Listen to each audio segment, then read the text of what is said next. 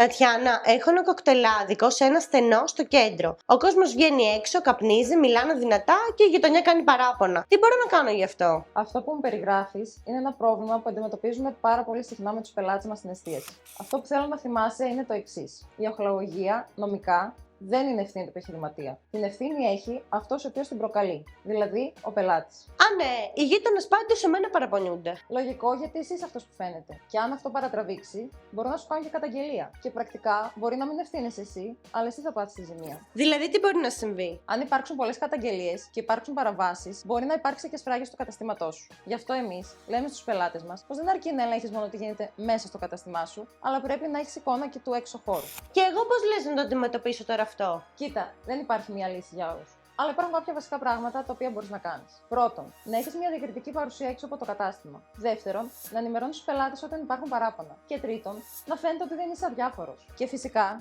κάθε κατάστημα είναι διαφορετικό. Γι' αυτό, αν θέλεις να δούμε τι γίνεται και στο δικό σου κατάστημα, στείλε μας μήνυμα.